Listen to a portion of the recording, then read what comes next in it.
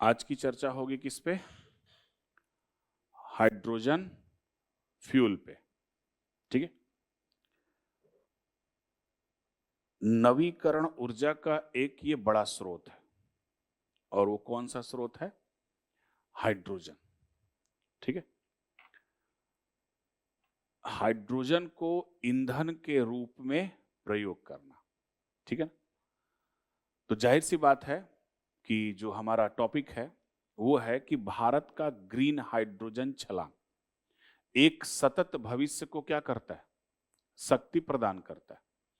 एक शब्द यहां पर आता है सतत। कोई बता सकता है इसका मतलब? सस्टेनेबल मतलब?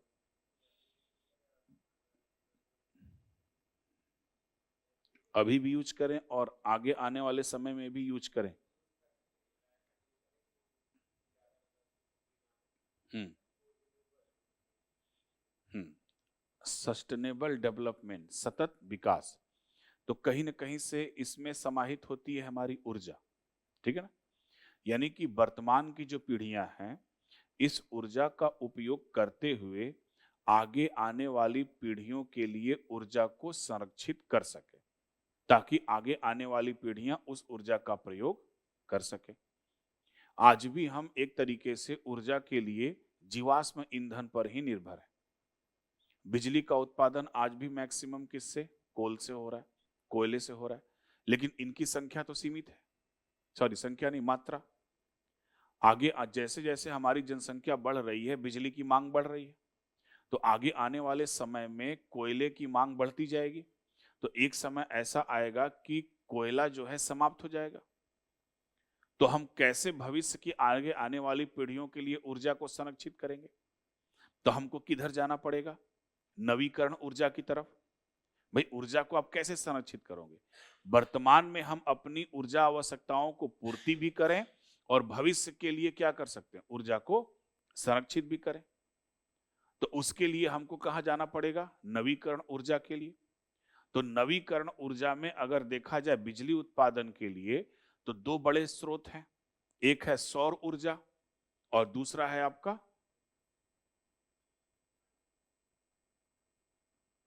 पानी खत्म हो जाएगा तो एक है सौर ऊर्जा, दूसरा है नाभिकीय ऊर्जा। ठीक है ना? तो ये तो बात हो रही है किसके लिए? विद्युत उत्पादन के लिए। ठीक है ना? लेकिन अगर हम ईंधन के तौर पर इस्तेमाल करें तो ईंधन के तौर पर हम किसका इस्तेमाल कर रहे हैं? पेट्रोल और डीजल है भी तो ये जीवाश्म ईंधन, हाइड्रोकार्बन। इनका अगर हम ज्यादा इस्तेमाल करेंगे तो ये भी तो खत्म होने वाले हैं। ठीक है ना? तो एक अच्छा स्रोत है वो है हाइड्रोजन ईंधन। तो हाइड्रोजन क्या है? एक वैकल्पिक ईंधन का स्वच्छ स्रोत है। जितने भी जीवाश्म ईंधन हैं इन सभी जीवाश्म ईंधन के को जलाने से ग्रीन हाउस गैसों का उत्सर्जन होता है। हाइड्रोजन जो ईंधन होता है एक ये स्वच्छ ईंधन स्रोत है। और स्वच्छ ईंधन स्रोत इसलिए है क्योंकि ये जलकर पानी और टेम्परेचर क्रिएट करता है। जैसे पेट्रोल और डीजल जलता है तो क्या निकलता है? कार्बन मोनोऑक्साइड, नाइट्रोजन के, सल्फर के, यही सब निकलते हैं। लेकिन हाइड्रोजन फ्यूल अगर जलेगा तो बाई प्रोडक्ट के रूप में क्या निकलेगा? सिर्फ पानी और टेम्परेचर। तो हाइड्रोजन को हम ईंधन सेल में उपयोग करके जो भी रासायनिक प्रतिक्रिया होगी उस रासायनिक प्रतिक्रिया से हम विद्युत ऊर्जा को उत्पादन करेंगे। और इस विद्युत ऊर्जा के उत्पादन में उप उत्पाद के रूप में क्या होगा? पानी मिलेगा। इसलिए हाइड्रोजन ऊर्जा को एक तरीके से अक्षय ऊर्जा के स्रोतों के तौर पर बेहद आकर्षक बनाता है। ठीक है ना? क्यों आकर्षक बनाता है? क्योंकि ये पूरी तरीके से स्वच्छ स्रोत है। अब इस हाइड्रोजन का उत्पादन कैसे करेंगे? सबसे बड़ी समस्या है। और सबसे बड़ी सोचने वाली बात यह है कि हाइड्रोजन जो है क्या है? गैस के रूप में पृथ्वी पर उपस्थित है ही नहीं है। आपके एटमॉस्फेयर में फ्री हाइड्रोजन है?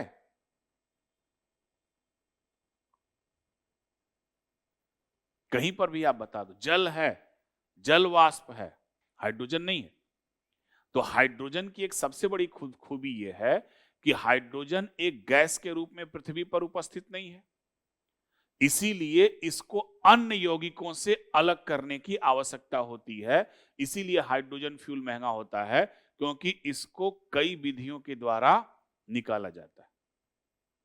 और कौन कौन सी विधि है? एक तो है आपका इलेक्ट्रोलिसिस, ठीक है ना। आप लोगों ने अगर नैनो टेक्नोलॉजी पढ़ा होगा तो नैनो टेक्नोलॉजी में मैंने पढ़ाया था फ्यूल सेल। तो फ्यूल सेल भी किस पर आधारित है?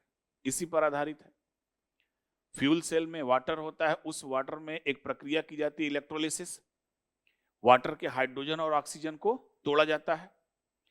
तो हाइड्रोजन को प्राप्त करने का सबसे एक आमतौर तरीका है इलेक्ट्रोलिसिस।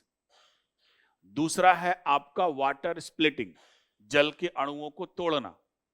और तीसरा है स्टीम से हाइड्रोजन को प्राप्त करना, जिसको हम बोलते हैं स्टीम रिफॉर्मिंग। इन तीन विधियों के द्वारा हम हाइड्रोजन को प्राप्त कर सकते हैं, लेकिन इन तीन विधियों में सबसे आसान विधि है स्टीम रिफॉर्मिंग, ठीक है। तो ये तो विधि हो गई। इस हाइड्रोजन को हम प्राप्त कहां से करेंगे? स्रोत क्या क्या हो सकते हैं हमारे? सोचिए, हाइड्रोजन कहां से मिल सकता है? अरे सोचो कुछ है। तो जल से जो पानी ले रहे हैं हाइड्रोजन, वो इलेक्ट्रोलिसिस की विधि से लेंगे, स्टीम फार्मिंग। स्रोत क्या क्या है इसके, और कौन से स्रोत?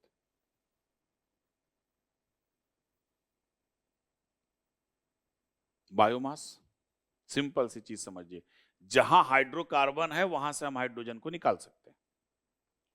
तो पहला है बायोमास, दूसरा है प्राकृतिक गैस, तीसरा परमाणु ऊर्जा से हम हाइड्रोजन को ले सकते हैं, ले सकते हैं। परमाणु ऊर्जा से हाइड्रोजन को हम प्राप्त कर सकते हैं।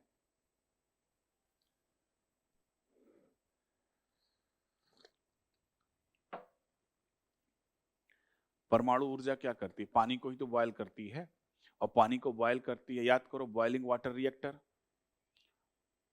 परमाणु ईंधन डाले, पानी को बॉयल किए, स्टीम बना, स्टीम से टरबाइन चलाए, स्टीम रिफॉर्मिंग तो यही है।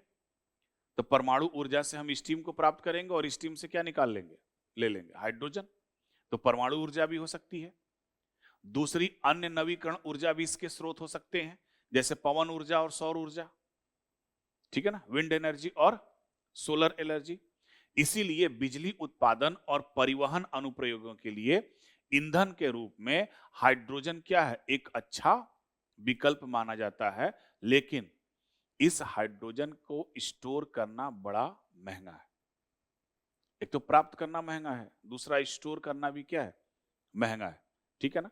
और हाइड्रोजन अत्यंत ज्वलनशील गैस है हाई टेम्परेचर पर। थोड़ी सी भी अगर असावधानी हुई नहीं कि इसमें आग तुरंत लगती है अगर टेम्परेचर ज्यादा हो तो। अभी आप लोगों ने एक घटना देखी होगी, शायद कल की ही घटना है, दिल्ली की।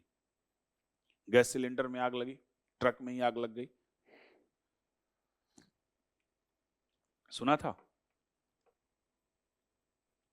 पूरा का पूरा ट्रक में कई सिलेंडर पड़े हुए थे, वहां पे 4, 5, 10 कारें थी, सब के सब तबाह हो गई। लेकिन अच्छी बात है कि ये घटना हुई है भोर में, और वहां पे कोई आम पब्लिक भी नहीं था, तो मरा कोई नहीं। हाँ, एक व्यक्ति रो रहा था, उसको दहेज में कार मिली थी, वो जल के राख हो गई, सब कुछ उसका जल गया था, ठीक है ना, बगल में था, खड़ा हुआ था। तो स्रोत कौन कौन से? बायोमास, प्राकृतिक गैस, परमाणु ऊर्जा, पवन ऊर्जा और सौर ऊर्जा। अब ध्यान से सुनिए, जो इंडस्ट्री में हाइड्रोजन को मेथेन के कार्बन परमाणुओं से अलग किया जा सकता है। स्टीम रिफॉर्मिंग जो प्रक्रिया है, उस स्टीम रिफॉर्मिंग प्रक्रिया में ग्रीन हाउस गैसों के उत्सर्जन का कारण बनती है।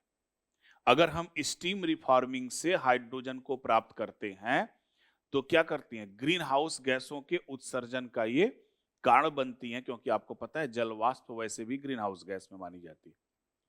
तो ग्रीन हाउस गैसों के उत्सर्जन का जब ये कारण बनेंगी तो जाहिर सी बात है कि मेथेन का उपयोग हम कहां कर रहे हैं, इंडस्ट्री क्षेत्र में। किसके निकालने के लिए, हाइड्रोजन को निकालने के लिए। तो हमको ज्यादा मेथेन चाहिए, और मेथेन खुद एक ग्रीन हाउस गैस है, और मेथेन ग्रीन हाउस गैस है जो कि जलवायु परिवर्तन का कारण बन सकती है। तो एक प्रक्रिया तो ये हो गई स्टीम रिफॉर्मिंग की जो बात हो रही है। दूसरे में आप आओ इलेक्ट्रोलिसिस। इलेक्ट्रोलिसिस जो प्रक्रिया है, इसमें जल को अपने घटक तत्वों यानी हाइड्रोजन और ऑक्सीजन में अलग किया जाता है। तो इसको अलग करने के लिए जल में विद्युत धारा प्रवाहित की जाती है।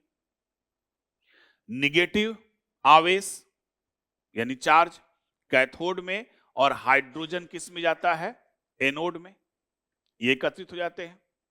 तो हमें इलेक्ट्रोलिसिस के माध्यम से एक्सट्रीमली प्योर हाइड्रोजन प्राप्त होता है, यानी कि स्वच्छ हाइड्रोजन प्राप्त होता है, जो ऊर्जा की अत्यंत एक स्वच्छ स्रोत है। हालांकि इलेक्ट्रोलिसिस स्टीम रिफॉर्मिंग की तुलना में अत्यंत महंगी है। तो अब आप ये बताओ, 1 लीटर हमको हाइड्रोजन फ्यूल मिलेगा 1000 रुपए में, तो कौन खरीदेगा, है ना। अभी 100 रुपए लीटर पेट्रोल भरवाना ही मुश्किल हो रहा है। तो हाइड्रोजन फ्यूल को इस्तेमाल करने के लिए पहले हमको इंजन में बदलाव करना पड़ेगा। जैसे आप लोगों ने सुना जब भारत में BS कौन सा 6 लागू हुआ, ठीक है ना, 5 आया नहीं, सीधे 4 से हम कहां पर गए, 6 गए। तो उसके लिए समय सीमा निर्धारित की गई। और जब भी भारत स्टेज या थी यूरो मानक उत्सर्जन आपके देश में लागू होता है, तो समय सीमा इसलिए देते हैं क्योंकि छोटे व्हीकल्स तो ठीक है, लेकिन हैवी व्हीकल्स को अपनाने में समय लगेगा, उनके इंजन में बदलाव करने में समय लगेगा, और तत्काल में जो गाड़ियां चल रही हैं उनको आप सडनली ब्रेक नहीं कर सकते हो, अदरवाइज आपके अर्थव्यवस्था पर बुरा प्रभाव पड़ सकता है। तो एक तो स्टीम रिफॉर्मिंग हो गई, और दूसरा कौन सा हो गया, इलेक्ट्रोलिसिस हो गया। तीसरे की जब हम बात करें वो है फोटो इलेक्ट्रोलिसिस। तीसरे प्रक्रिया में फोटो इलेक्ट्रोलिसिस और बायोमास गैसीकरण, जिसको हम बायोमास गैसिफिकेशन कहते हैं। कुछ शैवाल और जीवाणुओं में भी विशेष परिस्थितियों में हाइड्रोजन उत्पादन की क्षमता पाई गई है, जो ऊर्जा के स्रोतों के रूप में सूर्य के प्रकाश की सहायता लेते हैं। ठीक है, इन सभी प्रक्रियाओं में सबसे जो बेहतर प्रक्रिया है जिस पर काम होता है वो है आपके स्टीम रिफॉर्मिंग प्रक्रिया।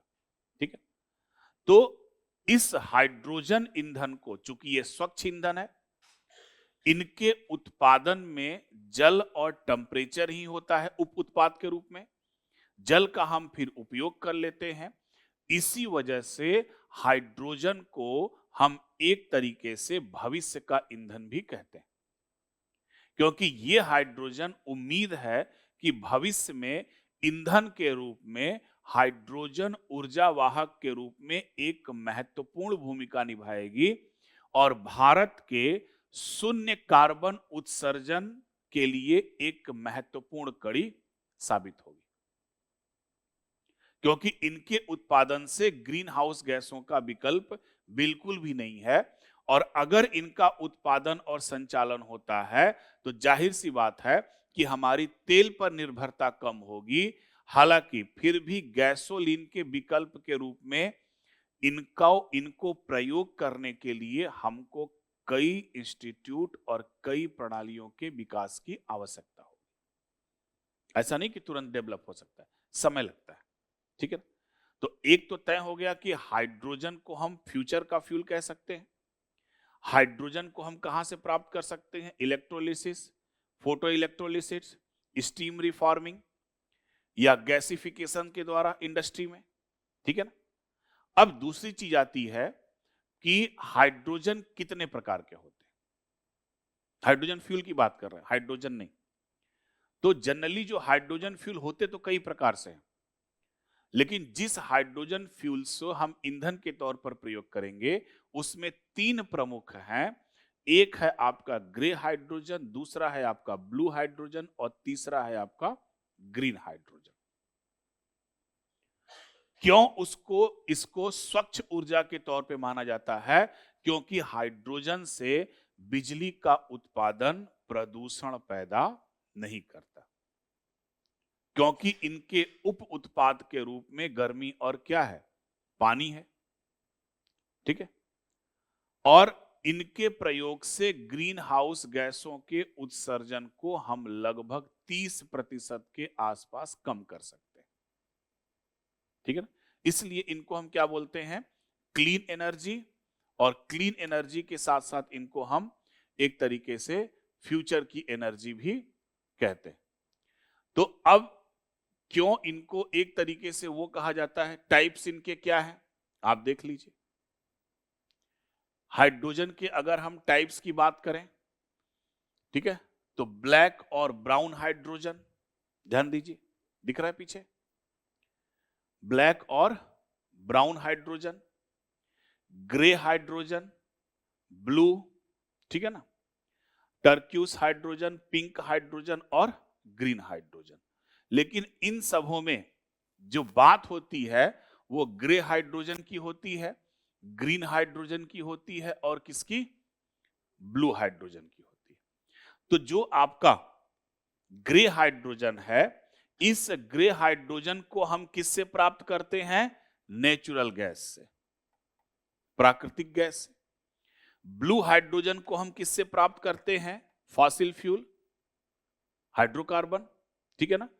जबकि ग्रीन हाइड्रोजन को हम किस पर, रिन्यूएबल एनर्जी के तौर पर, किस प्रक्रिया के द्वारा, इलेक्ट्रोलिसिस, जल अपघटन। तो मेन ये 3 कैटेगरी हैं किसके, बोलो भाई, हाइड्रोजन फ्यूल के। तो ये आपके 3 कैटेगरी बोर्ड पे हैं, कौन कौन से, ग्रे हाइड्रोजन, ब्लू हाइड्रोजन और green hydrogen. Grey hydrogen carbon dioxide emitted while reforming fossil use, यानी कि नेचुरल गैस से हम ग्रे हाइड्रोजन को प्राप्त करते हैं। ध्यान देखिएगा, इमेज को ही देखिएगा, कार्बन डाइऑक्साइड का उत्सर्जन होगा इससे। दूसरा है आपका blue hydrogen, blue hydrogen capturing and storing carbon dioxide, ठीक है। लेकिन अगर हम ग्रीन हाइड्रोजन की बात करें तो net zero emission of carbon dioxide, ultimate goal, यानी कि नेट जीरो कार्बन उत्सर्जन के लिए हमको किधर जाना पड़ेगा, ग्रीन हाइड्रोजन की तरफ, ठीक है ना। तो अब 2 चीजें आप समझिए यहां पर, इस हाइड्रोजन यानी ग्रीन हाइड्रोजन के निर्माण में एक टर्म इस्तेमाल किया जाता है और वह टर्म है डीकार्बोनाइजेशन। डीकार्बोनाइजेशन, या उसके पहले एक एक हम यहां पर चलते हैं, आपको ध्यान दीजिएगा। एक तो है आपका ग्रे हाइड्रोजन, दूसरा है आपका ब्लू हाइड्रोजन और तीसरा है आपका ग्रीन हाइड्रोजन। इन तीनों का बेसिक डिफरेंस देखते हैं। तो जो ग्रे हाइड्रोजन है, ग्रे हाइड्रोजन की पहली 3 चीजें इसमें जानिएगा, है ना, ऑब्जेक्टिव क्वेश्चन पूछ सकता है कि ये जो ग्रे, ब्लू और ग्रीन हाइड्रोजन है, मेन 3 टाइप है, इनकी उत्पादन विधि क्या है, इनका पर्यावरणीय प्रभाव क्या है और इनका उपयोग क्या है, सभी का। तो अगर हम बात करें ग्रे हाइड्रोजन का, तो ग्रे हाइड्रोजन की जो उत्पादन विधि है वो कौन सी है, स्टीम रिफॉर्मिंग या मेथेन रिफॉर्मिंग, ठीक है ना। तो ग्रे हाइड्रोजन का उत्पादन किया जाता है स्टीम मेथेन रिफॉर्मिंग, इसी प्रक्रिया के द्वारा इनका उत्पादन किया जाता है।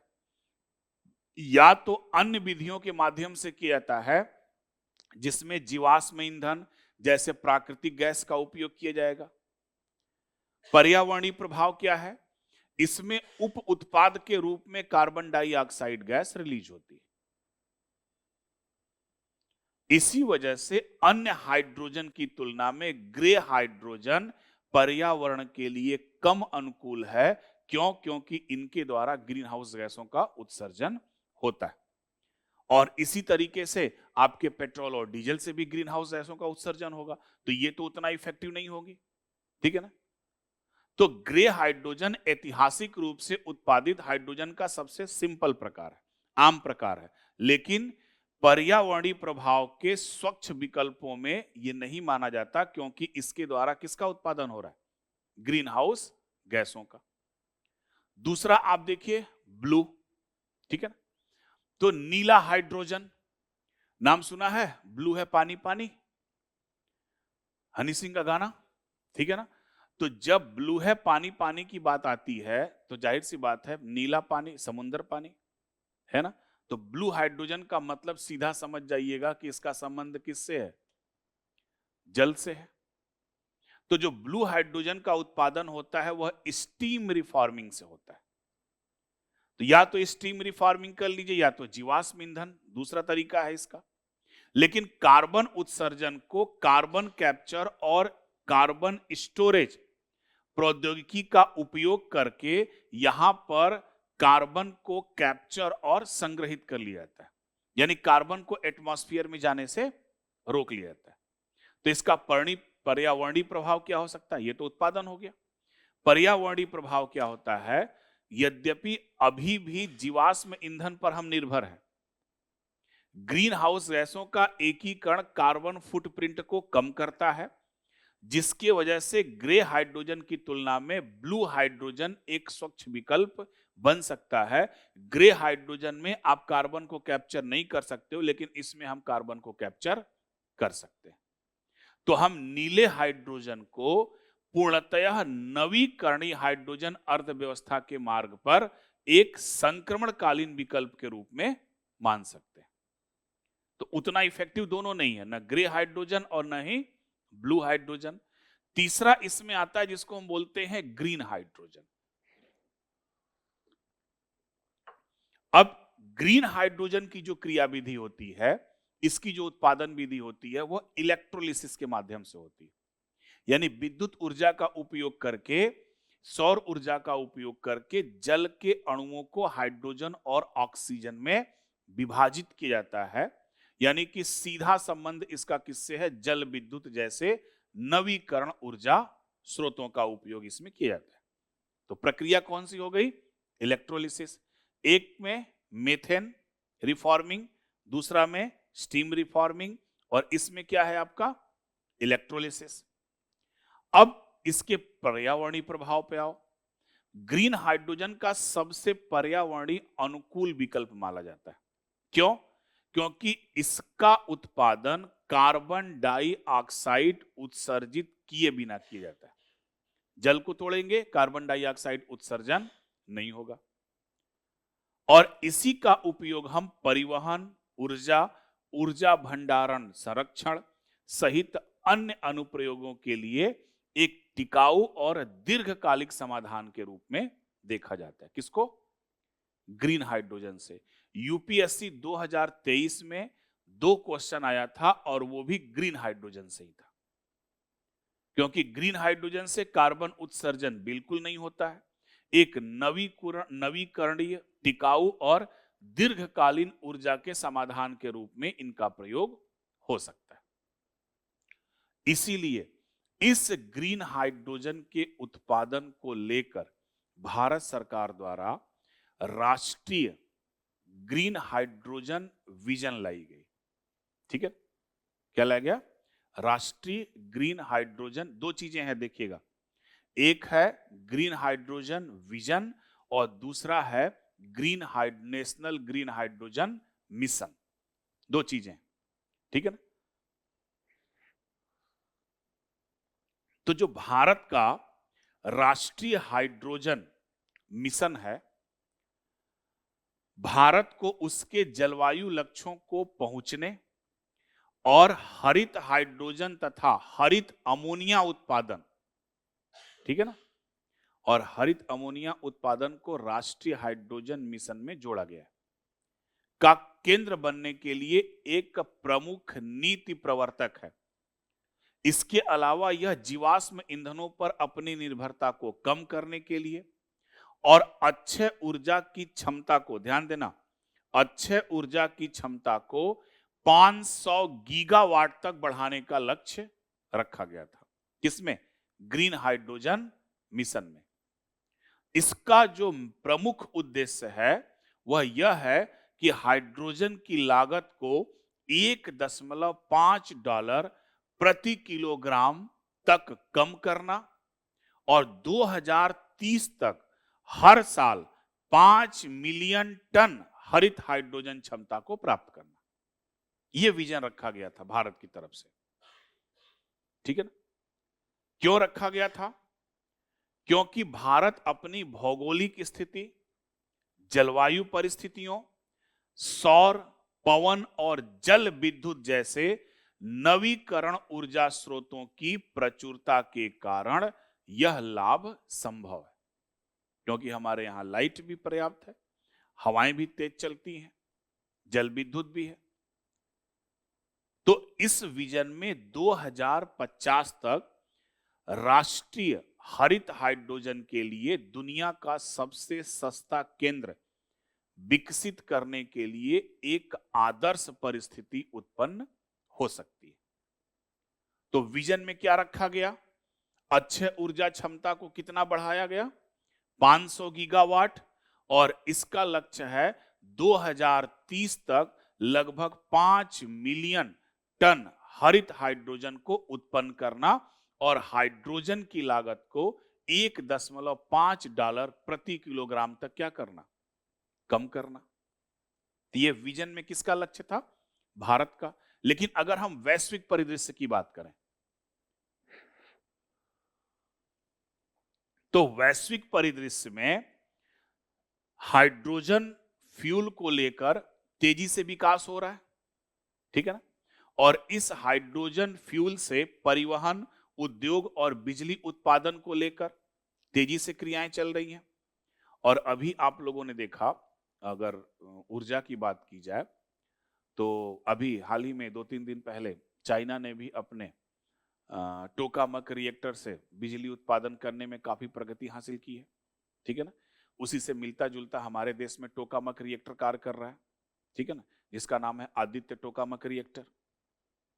तो यहां पर वैश्विक परिदृश्य में अगर देखा जाए तो यूरोपीय संघ ने एक हाइड्रोजन रणनीति को अपनाया है। यूरोपीय संघ द्वारा 2030 तक 40 गीगावाट हाइड्रोजन उत्पादन करने का लक्ष्य रखा गया है। इसी तरीके से जापान ने भी बेसिक हाइड्रोजन स्ट्रेटजी को अपनाया है, लॉन्च किया है, और इसका टारगेट यह है कि 2050 तक जीरो कार्बन, उसने जीरो कार्बन नहीं कहा, उसने कहा है कार्बन न्यूट्रल होने का लक्ष्य रखा है।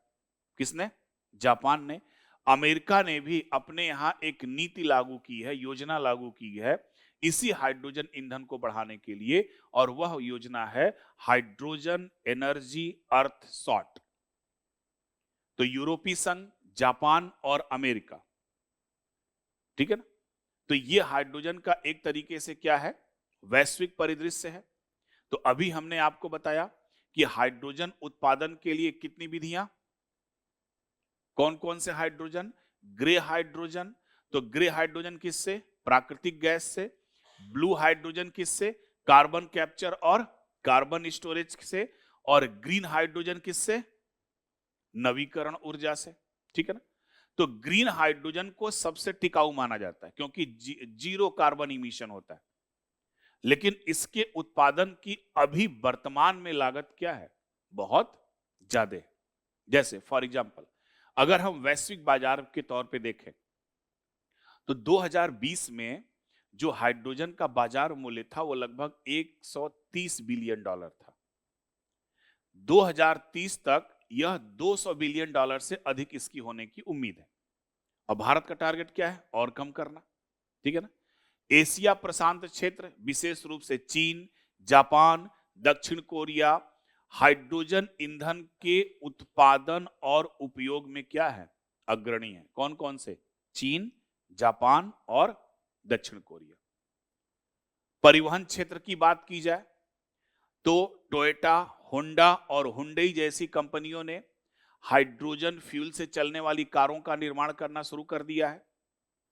हाइड्रोजन ईंधन का उपयोग भारी वाहनों जैसे कि ट्रक और बसों में भी किया जा रहा है। लद्दाख में हाइड्रोजन फ्यूल से हमारे यहां बसें चलाई जा रही हैं। लेकिन इस हाइड्रोजन फ्यूल के निर्माण में कुछ चुनौतियां भी हैं। उसमें पहली चुनौती यह है कि इनके उत्पादन की लागत क्या है, ज्यादा है, भंडारण कठिन है, परिवहन की समस्या है, एक जगह से दूसरी जगह ले जाना समस्या है। इसके अलावा इनके इंफ्रास्ट्रक्चर का अभी भी क्या है, अभाव है। ठीक है, तो हम लोगों ने देखा ना कि ग्रीन हाइड्रोजन उत्पादन के लिए क्या चाहिए, नवीकरण ऊर्जा स्रोत की आवश्यकता होती है, जो कि अभी भी सभी देशों में पर्याप्त रूप से उपलब्ध नहीं है। तो ये ग्रीन हाइड्रोजन से रिलेटेड क्या था, वैश्विक परिदृश्य। अगर हम भविष्य की संभावनाएं देखें तो क्या हम भविष्य में हाइड्रोजन ईंधन का भविष्य उज्जवल है, बताइए। अरे बोलो, हाइड्रोजन ईंधन का भविष्य उज्जवल है तो कैसे? देखिए, कोई भी अगर फ्यूल को सपोर्ट किया जा रहा है, ठीक है ना, वैश्विक लेवल पर, भारतीय लेवल पर, तो इतना मान जाइए कि उसको इसीलिए सपोर्ट कर रहे हैं क्योंकि वहां पर कार्बन इमिशन जीरो है। और ग्रीन हाइड्रोजन में कार्बन इमिशन क्या है, जीरो है। ठीक है ना, तो इसको भविष्य में हाइड्रोजन का जो भविष्य है, हाइड्रोजन ईंधन का भविष्य इसलिए उज्जवल है क्योंकि यह कार्बन उत्सर्जन को कम करने और जलवायु परिवर्तन से निपटने में क्या हो सकता है, मददगार हो सकता है। ठीक है, तकनीकी प्रगति, नीतिगत समर्थन के साथ हाइड्रोजन ईंधन की लागत कम होने की उम्मीद है, जिससे यह और अधिक क्या हो सकता है, व्यापक रूप से उपयोग हो सकता है। यानी कि अगर हम इसमें तकनीकी का इस्तेमाल कर लें, ठीक है ना, इसके लिए कुछ नीतियां बना दें और हाइड्रोजन ईंधन के उत्पादन की लागत को अगर हम कम कर दें, तो ये क्या हो सकती हैं, और भी प्रभावी हो सकती हैं। भारत की अगर हम बात करें तो भारत में जो हाइड्रोजन ईंधन है उसको बढ़ावा देने के लिए भारत सरकार ने हाइड्रोजन मिशन के तहत नेशनल हाइड्रोजन एनर्जी मिशन शुरू किया था, जिसका उद्देश्य ही था हाइड्रोजन ईंधन के उत्पादन और उपयोग को बढ़ावा देना। ठीक है ना, और विजन की चर्चा तो हम लोग कर ही चुके हैं। अब इसी के तहत राष्ट्रीय रणनीति बनाई गई और राष्ट्रीय हरित हाइड्रोजन मिशन को मंजूरी दी गई। 4 जनवरी 2023 को तत्कालीन प्रधानमंत्री नरेंद्र मोदी के द्वारा राष्ट्रीय हरित हाइड्रोजन मिशन को मंजूरी दी गई और इस मिशन से व्यापक लाभ मिलने की उम्मीद है, जिसमें हरित हाइड्रोजन और उसके डेरिवेटिव यानी कि उसके व्युत्पन्न उत्पाद के लिए निर्यात के अवसर पैदा करना, औद्योगिक गतिशीलता और ऊर्जा के क्षेत्र में डीकार्बोनाइजेशन, एक टर्म याद रखे रहिएगा, कौन सा, डीकार्बोनाइजेशन, आयातित जीवाश्म ईंधन फीड स्टॉक पर निर्भरता कम करना, स्वदेशी विनिर्माण क्षमताओं का विकास करना, रोजगार के अवसर सृजन करना और अत्याधुनिक तकनीकी का विकास शामिल करना, ये सब चीजें शामिल थी राष्ट्रीय हरित हाइड्रोजन मिशन, जिसकी मंजूरी दी गई थी 4 जनवरी 2023 को।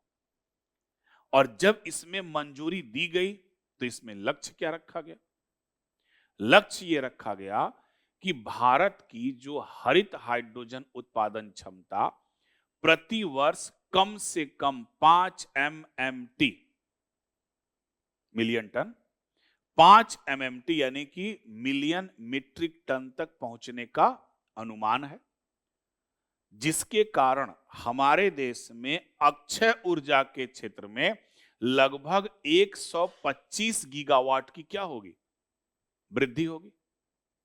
और इस वृद्धि के साथ 2030 तक लगभग 8 लाख करोड़ रुपए से अधिक का निवेश आ सकता है, 6 लाख से अधिक नौकरियां उत्पन्न हो सकती हैं। 2030 तक यह लक्ष्य जाएगा आपका 50 मिलियन मीट्रिक टन, यानी 2030 तक लगभग 50 million metric ton carbon dioxide उत्सर्जन को रोकने की उम्मीद है। इसके लिए 2030 तक जो बात हो रही है प्रति वर्ष कितना 5 मिलियन मीट्रिक टन का हम क्या करेंगे उत्पादन करेंगे, ठीक है ना।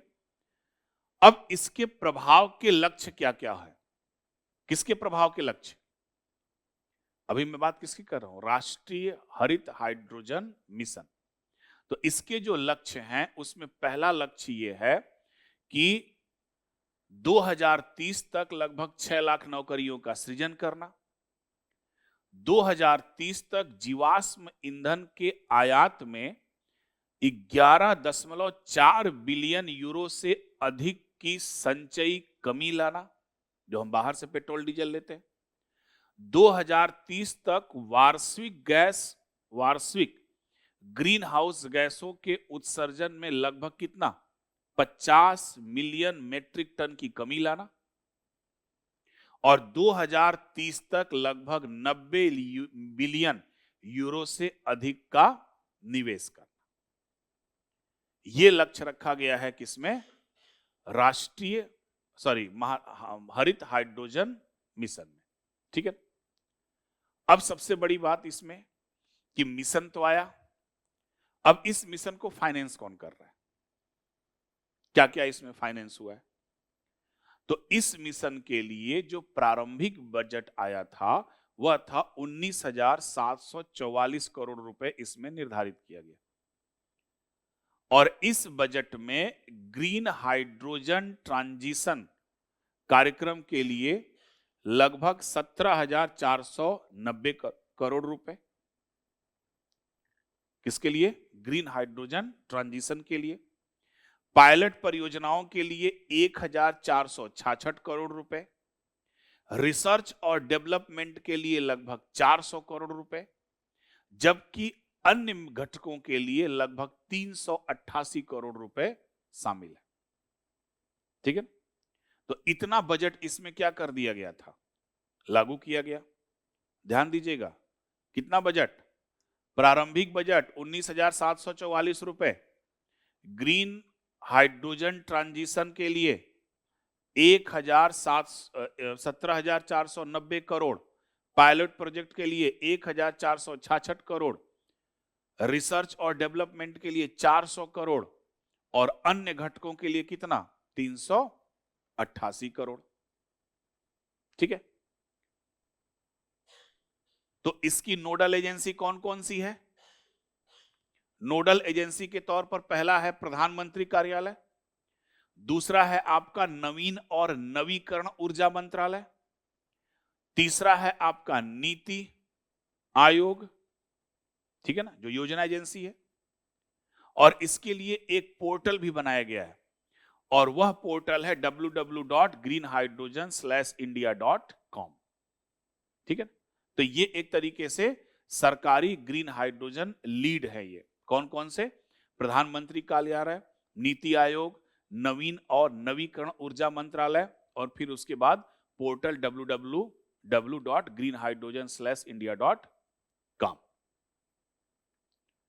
और जब इसको मंजूरी मिली थी 2023 में, तो उसी मंजूरी के साथ प्रधानमंत्री ने एक शब्द बोला था, ग्रीन हाइड्रोजन जलवायु परिवर्तन को कम करने में, देश की मदद करने में महत्वपूर्ण भूमिका निभाएगा, और भारत को ग्रीन हाइड्रोजन उत्पादक और निर्यातक का वैश्विक केंद्र बनना चाहिए।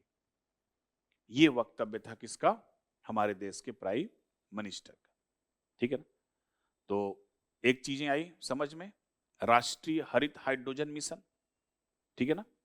राष्ट्रीय हरित हाइड्रोजन मिशन है क्या, लक्ष्य इसका क्या है, हर साल 5 मिलियन मीट्रिक टन हाइड्रोजन का उत्पादन करना, जो अक्षय ऊर्जा में कितनी वृद्धि करेगा, 125 गीगावाट की वृद्धि करेगा, 6 लाख नौकरियों का सृजन करना, ठीक है ना। इसके अलावा 2030 तक लगभग 50 million metric ton carbon dioxide के उत्सर्जन को रोकना, ठीक है ना। तो ऐसा नहीं कि हाइड्रोजन ईंधन का उपयोग केवल और केवल परिवहन के लिए होगा। कई क्षेत्रों में जहां पर ऊर्जा की आवश्यकता होती है वहां पर हम हाइड्रोजन फ्यूल का इस्तेमाल कर सकते हैं। परिवहन तो एक नॉर्मल है, यानी ग्रीन हाइड्रोजन ईंधन सेल इलेक्ट्रिक वाहनों को ईंधन दे सकता है, जो बैटरी इलेक्ट्रिक वाहनों की तुलना में लंबी ड्राइविंग रेंज और तेजी से ईंधन भरने में समय प्रदान करता है। ठीक है ना। इसके कारण रेलगाड़ी, जहाजों और हवाई जहाजों को भी ऊर्जा मिल सकती है, जो कि पारंपरिक जीवाश्म ईंधन का एक अच्छा विकल्प हो सकता है। दूसरा, ऊर्जा भंडारण और ग्रिड एकीकरण। ग्रिड एकीकरण, हाइड्रोजन जो है, हरित हाइड्रोजन, बात कर रहा हूं किसकी? देखिए, सरकार का पूरा रूल्स रेगुलेशन लॉ किस पर है? ग्रीन हाइड्रोजन पे। ग्रीन हाइड्रोजन पवन और सौर जैसे अस्थायी स्रोतों से प्राप्त अतिरिक्त नवीकरण ऊर्जा को संग्रहित कर सकता है। आवश्यकता पड़ने पर इसे पुनः बिजली में परिवर्तित किया जा सकता है, जिसके कारण ऊर्जा ग्रिड को संतुलित करने और ऊर्जा सुरक्षा को सुनिश्चित करने में क्या मिल सकती है? मदद मिल सकती है। इसी हाइड्रोजन फ्यूल का इस्तेमाल हम औद्योगिक अनुप्रयोग में भी कर सकते हैं। ठीक है, कैसे? इस्पात उद्योग में हरित हाइड्रोजन कोयला आधारित प्रक्रियाओं का स्थान ले सकता है। इसके अलावा इसमें उत्सर्जन में काफी कमी आएगी। यह उर्वरकों के घटक अमोनिया के उत्पादन में जीवाश्म ईंधन की जगह ले सकता है तथा विभिन्न रासायनिक प्रक्रियाओं में फीड स्टॉक के रूप में भी यह कार्य कर सकता है। आपने बताया था मैंने शुरू में ही, मेथेन रिफॉर्मिंग। ठीक है ना। इसके अलावा आवासीय और वाणिज्यिक उपयोग भी है इसके। हो सकता है, कैसे? बोलिए।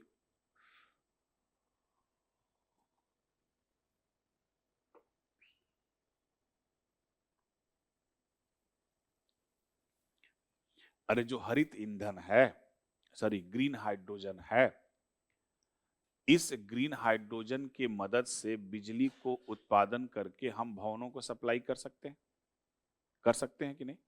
और इसके उपयोग से जो प्राकृतिक गैस हैं या अन्य जो जीवाश्म हैं, उनके स्थान पर हीट क्रिएट कर सकते हैं, क्योंकि बाई प्रोडक्ट के रूप में क्या मिलता है? हीट ही तो मिलता है ना। और इस हीट का उपयोग हम खाना पकाने में कर सकते हैं कि नहीं? तो आवासीय और वाणिज्यिक अनुप्रयोग भी इनका हो सकता है।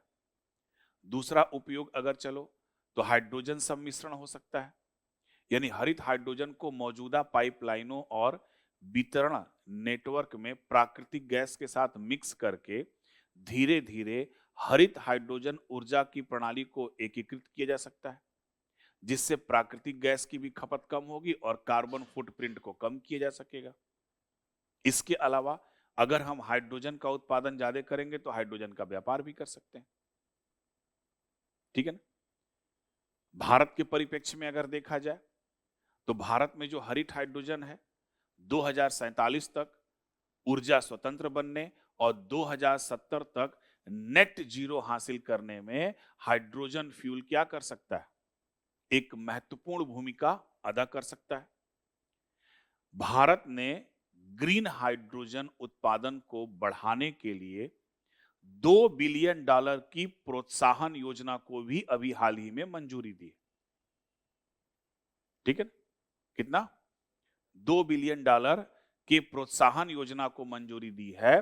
वर्तमान में भारत में हरित हाइड्रोजन की कीमत $4 से $5 प्रति किलोग्राम है, और लाना किस पे है?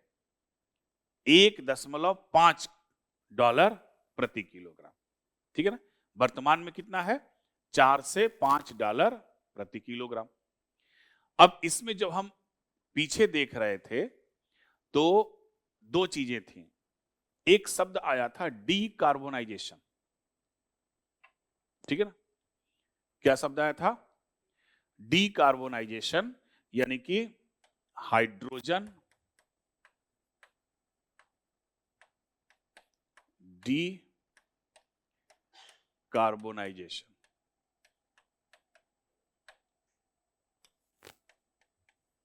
कोई बता सकता है क्या होता है?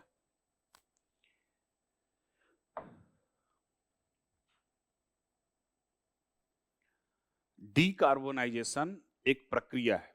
हाइड्रोजन डीकार्बोनाइजेशन क्या है?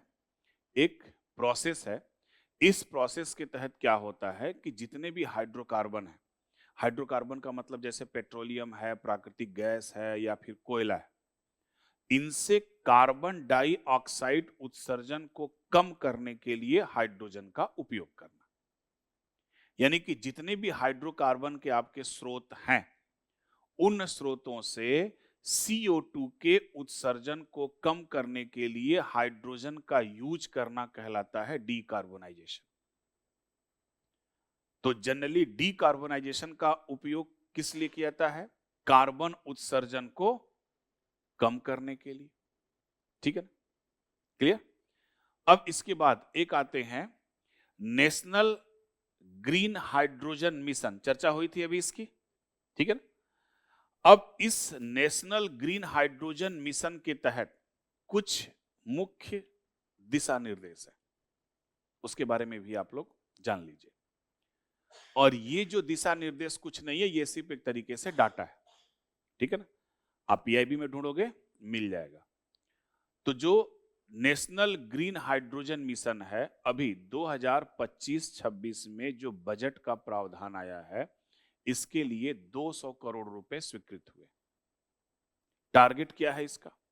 टारगेट ये है कि ग्रीन हाइड्रोजन और इसके व्युत्पन्न यानी डेरिवेटिव की मूल्य श्रृंखला में घटकों, प्रौद्योगिकियों और प्रक्रियाओं के लिए मौजूदा परीक्षण सुविधाओं में अंतराल की पहचान करना। ठीक है ना? और इस बात कर रहे हैं राष्ट्रीय हरित हाइड्रोजन मिशन, ठीक है ना? इसको संचालित कर रही है राष्ट्रीय सौर ऊर्जा संस्थान की यह योजना है। ठीक है ना? कौन है? राष्ट्रीय सौर ऊर्जा संस्थान और योजना कार्यान्वयन एजेंसी, ये दोनों मिलकर आपके राष्ट्रीय हरित हाइड्रोजन मिशन को क्या कर रही है? देख रही है। कार्यान्वयन पद्धति में है इसके योजना कार्यान्वयन एजेंसी। इसके अलावा इसका जो मूल्यांकन है, एक संस्था है जिसका है प्रस्तावों का मूल्यांकन परियोजना मूल्यांकन समिति, यानी इस परियोजना का जो मूल्यांकन करेगी उसका नाम है परियोजना मूल्यांकन समिति। ठीक है ना? और वित्त पोषण और संवितरण करने का काम कई प्रकार की इसमें संस्थाएं कर रही हैं। पूंजीगत अगर लागत देखा जाए तो 100% ये किसके लिए है? सरकारी संस्थाओं के लिए। अभी भी इसमें प्राइवेट सेक्टर इन्वॉल्व नहीं है। 2023 में जो मैंने बताया था आपको कि 19,744 करोड़ रुपए के साथ जब देश का राष्ट्रीय हरित हाइड्रोजन मिशन लॉन्च किया गया था, तो इसके 2 चरण थे। पहला चरण आपका 2022 से 2026 तक है और दूसरा चरण है आपका 2026 से 2030 तक, क्योंकि टारगेट हमारा कब तक है? 2030 तक है। तो इस हाइड्रोजन मिशन का या हाइड्रोजन राष्ट्रीय हाइड्रोजन जो मिशन है, इसका उद्देश्य ही है कि हाइड्रोजन का उत्पादन, इसका उपयोग और निर्यात के लिए भारत को क्या बनाना? एक केंद्र के रूप में स्थापित करना। इसके लिए पायलट परियोजनाएं, बायोगैस से हाइड्रोजन उत्पादन, हाइड्रोजन भंडारण और हरित हाइड्रोजन हब का विकास, ये महत्वपूर्ण है। और इस हाइड्रोजन हब का विकास, जैसे एग्जाम्पल हम बता दें, इसके लिए 3 बंदरगाह को चयन किया गया है। एक है दीनदयाल, कांगड़ा और गुजरात में है, ठीक है ना? पारादीप उड़ीसा में और BO चिदम्बरनार, यह है आपका तमिलनाडु में। 3 बंदरगाहों की पहचान इसके लिए की गई है। ठीक है? समझ में आया?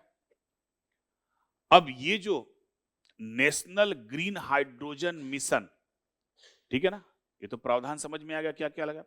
अब इसके लिए सरकार ने कौन से प्रारंभिक कदम उठाए? तो प्रारंभिक कदम में पहली संस्था है गेल इंडिया लिमिटेड, नाम सुना होगा।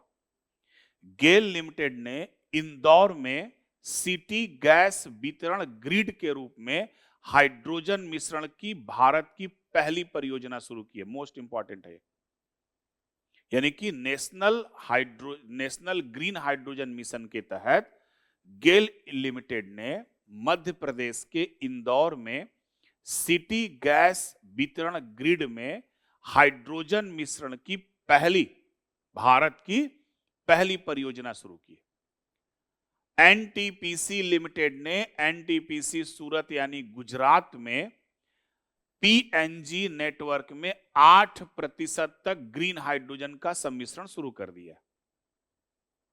तीसरा, एनटीपीसी ग्रेटर नोएडा उत्तर प्रदेश और लेह में हाइड्रोजन आधारित इलेक्ट्रिक वाहन यानी कि बसों को चला रहा है। आयल इंडिया लिमिटेड ने 60 किलोवाट क्षमता वाली हाइड्रोजन ईंधन सेल बस विकसित की है, जो इलेक्ट्रिक ड्राइव और ईंधन सेल का एक तरीके से हाइब्रिड है, संकर। ठीक है ना? तो याद रखे रहना, कौन सी संस्था? 3 संस्था, प्रारंभिक कदम है इसका, गेल इंडिया लिमिटेड, एनटीपीसी और दूसरा है एनटीपीसी ग्रेटर नोएडा और ले, दूसरा है आपका एनटीपीसी गुजरात, और तीसरी संस्था है आपकी कौन सी? Oil India limited. हाइड्रोजन संचालित बस का संचालन शुरू किया है, जो कितने किलोवाट क्षमता वाली है? 60 किलोवाट क्षमता। ठीक है ना? अब अगर देखा जाए, फायदे तो आप लोगों ने देखा ना, तो इसकी कुछ चुनौतियां भी हो सकती हैं। बोलो भाई, पहली चुनौती है, हाँ जाहिर सी बात है, पहली तो आर्थिक परिप्रेक्ष्य में 12 लाख पे तो छूट मिल गई है ना, बहुत अच्छा हुआ। अब इनकम टैक्स थोड़ा सा बचेगा, है ना। हाँ, तो पहली, अगर इस हरित हाइड्रोजन अपनाने में, भारत के परिप्रेक्ष्य में बात कर रहा हूं, विश्व के परिप्रेक्ष्य में नहीं, पहली चुनौती है कि ये आर्थिक रूप से व्यवहारिक नहीं है। नीति आयोग में यह कहा गया है कि इलेक्ट्रोलिसिस के माध्यम से हरित हाइड्रोजन के उत्पादन की वर्तमान लागत $7 प्रति किलोग्राम है, यानी 4.10 से $7 प्रति किलोग्राम है, जो ग्रे या ब्राउन हाइड्रोजन के साथ प्रतिस्पर्धा करने के लिए अभी बहुत अधिक है। ठीक है ना। दूसरा, ऊर्जा भंडारण में कठिनाई है। क्यों कठिनाई है? गैसों के रूप में हाइड्रोजन को आमतौर पर 350 से 700 बार प्रेशर की इकाई होती है। ठीक है ना। उच्च दबाव वाले टैंक की आवश्यकता होती है। किस रूप में? गैस रूप में। अगर इनको आप तरल के रूप में इस्तेमाल करोगे तो आपको क्रायोजेनिक इंजन की जरूरत पड़ेगी, और दोनों तकनीकी अपने आप में क्या है? महंगी है। और अगर हम क्रायोजेनिक के तौर पर इस्तेमाल करेंगे तब हम इनको -253 डिग्री सेंटीग्रेड पर रखेंगे। याद है ना, क्रायोजेनिक इंजन। तीसरी जो इसमें सबसे बड़ी चुनौती है वो है कौशल की कमी, यानी कि हाइड्रोजन उत्पादन के क्षेत्र में कार्यबल की मांग कितनी है? 2.83 लाख पहुंचने की उम्मीद है। इसमें डिजाइन, स्थापना, कमीशन और हरित हाइड्रोजन उत्पादन इकाइयों की भूमिका शामिल है। इसके अलावा अगर भारत में देखा जाए तो संसाधन की कमी है। क्यों संसाधन की कमी है? क्योंकि अगर हम पानी से इलेक्ट्रोलिसिस विधि के द्वारा अगर हम हाइड्रोजन का उत्पादन करते हैं तो प्रति किलोग्राम हाइड्रोजन के लिए हमको लगभग 9 लीटर पानी की आवश्यकता होती है, और यह डाटा दिया है अंतरराष्ट्रीय ऊर्जा एजेंसी के द्वारा। नेक्स्ट जो इसकी कमियां है वो ये है कि जो हाइड्रोजन है इसका परिवहन, भंडारण और सुरक्षा के उपयोग के लिए विभिन्न देशों में व्यापक रूप से अलग अलग नीतियां हैं। ठीक है। तो यानी कि वैश्विक मानकों का एक तरीके से क्या है? कार्बन तीव्रता और सुरक्षा पर वैश्विक मानकों का क्या है? एक तरीके से अभाव है। लेकिन इनके नुकसान को देखते हुए हम ये नहीं कह सकते हैं कि नहीं, ग्रीन हाइड्रोजन का उत्पादन न हो। ठीक है ना। तो आगे की राह क्या हो सकती है इसमें? तो पहली कमी क्या थी? पहली कमी किस चीज की बात हो रही थी? आर्थिक लागत अधिक, तो जाहिर सी बात है कि अगर हम हाइड्रोजन के उत्पादन की लागत को कम कर दें, और सरकार का लक्ष्य यह है कि 2030 तक जो अभी $4 से $5 है उसको घटाकर कहां लाएं, $1 प्रति किलोग्राम लाएं। ठीक है ना। दूसरा आगे का रास्ता यह है कि इस फील्ड में हम अनुसंधान और विकास को क्या करें, बढ़ावा दें। और भारत सरकार ने 2030 तक के लिए अनुसंधान और विकास में $1 बिलियन के निवेश का लक्ष्य रखा है। आगे की राह में हम यह भी कह सकते हैं कि हरित हाइड्रोजन मानक और लेबलिंग कार्यक्रम क्या करें, आरंभ करें। इसके अलावा अंतर मंत्रालयी शासन संरचना का क्या करें, निर्माण करें। यानी कि हाइड्रोजन के उत्पादन के लिए एक बेहतरीन इंफ्रास्ट्रक्चर का क्या करें, निर्माण करें। तो ये आगे की संभावना है। लागत को कम करना, प्रोत्साहन देना ताकि विदेशी निवेश भी क्या हो, अच्छे से आए, अनुसंधान और विकास पे जोर देना, और एआई के माध्यम से हरित हाइड्रोजन मानक और लेबलिंग कार्यक्रम को क्या करना, आरंभ करना, और एक बेहतर इंफ्रास्ट्रक्चर का निर्माण करना। ये हाइड्रोजन फ्यूल की क्या हो सकती है, एक तरीके से आगे की राह हो सकती। ठीक है ना। तो हम पूरी तरीके से हम कह सकते हैं कि भारत अपने ऊर्जा के क्षेत्रों में जिस लक्ष्य को प्राप्त करना चाहता है, यानी भारत जो कार्बन जीरो इमिशन की तरफ 2070 तक का जो लक्ष्य है, उस लक्ष्य में हमारा हाइड्रोजन फ्यूल एक मील का पत्थर साबित हो सकता है। और इसी के लिए भारत की नेशनल ग्रीन हाइड्रोजन पॉलिसी को लाया गया ताकि भारत को कार्बन मुक्त बनाया जा सके। ठीक है ना। तो इतने पोर्शन थे हमारे किससे रिलेटेड, ग्रीन हाइड्रोजन।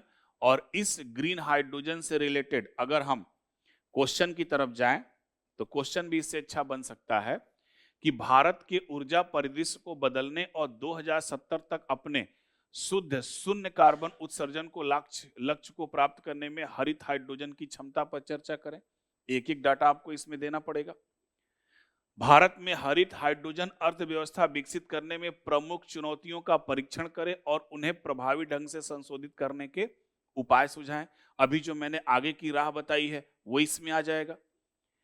भारत के ग्रीन हाइड्रोजन के पर्यावरणीय, आर्थिक और राजनीतिक लाभों का मूल्यांकन करें। ठीक है, अभी चर्चा हुई इसकी। भारत ग्रीन हाइड्रोजन में वैश्विक नेता बनने के लिए अपनी अक्षय ऊर्जा का लाभ कैसे उठा सकता है 50 MMT कार्बन उत्सर्जन को रोककर, जो कि पेरिस क्लाइमेट समझौते का एक तरीके से प्रारूप है। हाइड्रोजन, हरित हाइड्रोजन भारत के सतत विकास लक्ष्य को प्राप्त करने में कैसे योगदान दे सकता है, उसी में तो योगदान दे रहा है। ऊर्जा सुरक्षा और आर्थिक विकास के लिए इसके निहितार्थों पर चर्चा करें। यह भी सिंपल चीज है। भारत की हरित हाइड्रोजन महत्वाकांक्षाओं के भू राजनीतिक प्रभावों का आकलन कीजिए। यह वैश्विक ऊर्जा बाजारों में भारत की स्थिति को कैसे मजबूत कर सकता है। अभी हम लोगों ने देखा कि कितने डॉलर के निवेश का लक्ष्य रखा गया है और कितना $4 से $5 से घटाकर $1 और प्रति वर्ष लगभग 5 MMT हाइड्रोजन फ्यूल के उत्पादन का लक्ष्य रखा गया है। तो इन सब चीजों से सटीकता से इनका जवाब दिया जा सकता है। ठीक है ना। तो ये पूरा एक तरीके से प्रोग्राम था किसका, हाइड्रोजन फ्यूल का भारत के सतत विकास में योगदान। ठीक है, थैंक यू।